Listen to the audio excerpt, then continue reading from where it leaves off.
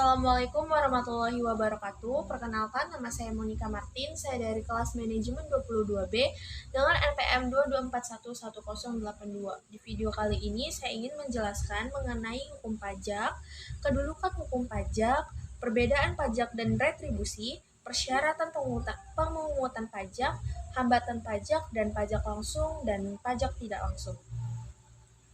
Baik, di sini saya ingin menjelaskan mengenai kedudukan hukum pajak. Hukum pajak adalah bidang hukum yang mengatur berbagai aspek pemungutan pajak oleh negara.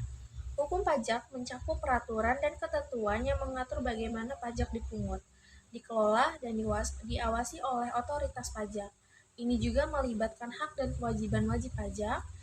Pajak diatur oleh undang-undang yang ditetapkan oleh lembaga legislatif. Di banyak negara, konstitusi juga memberikan kerangka hukum bagi pemungutan pajak. Di sini ada hak wajib pajak. Wajib pajak juga memiliki hak seperti hak untuk mendapatkan informasi yang jelas mengenai pajak yang dibayarkan, hak untuk mengajukan keberatan, dan hak untuk mendapatkan perlakuan yang adil. Lalu selanjutnya, perbedaan pajak dan retribusi. Pajak dan retribusi adalah dua jenis kewajiban finansial yang harus dibayarkan oleh individu atau entitas kepada pemerintah, namun keduanya memiliki karakteristik dan tujuan yang berbeda. Di sini ada definisi pajak. Pajak adalah iuran yang dibayarkan oleh masyarakat kepada pemerintah tanpa imbalan langsung. Pajak digunakan untuk membiayai pengeluaran pemerintah dan pelayanan publik. Sedangkan retribusi adalah pembayaran yang dilakukan oleh masyarakat sebagai imbalan atas pelayanan atau fasilitas yang diberikan oleh pemerintah. Tujuan dari pajak adalah untuk mengumpulkan pendapatan untuk keperluan umum seperti pembangunan infrastruktur, pendidikan, dan kesehatan.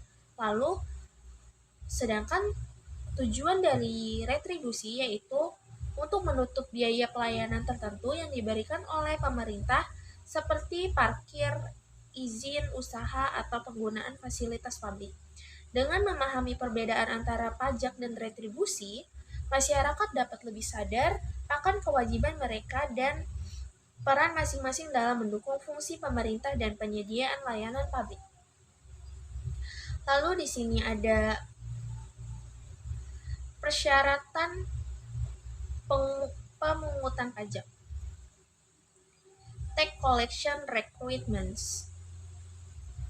Pemungutan pajak diatur oleh berbagai syarat dan ketentuan yang harus dipenuhi agar proses tersebut sah dan efektif. Berikut adalah beberapa syarat pemungutan pajak yang umum berlaku. Yang pertama di sini ada dasar hukum. Pemungutan pajak harus memiliki dasar hukum yang jelas. Biasanya diatur dalam undang-undang perpajakan. Tanpa dasar hukum, pemungutan pajak dianggap tidak sah. Lalu yang kedua, kepastian hukum. Wajib pajak harus mendapatkan informasi yang jelas tentang kewajiban pajak mereka, termasuk jenis pajak, tarif, dan cara pembayaran. Ini untuk memastikan transparansi dan kepastian bagi wajib pajak. Lalu yang ketiga, kewajiban wajib pajak. Wajib pajak harus terdaftar dan memenuhi kewajiban administratif seperti melaporkan penghasilan dan mengisi dokumen perpajakan dengan benar.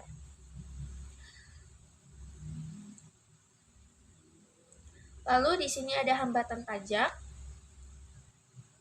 atau tax resistance.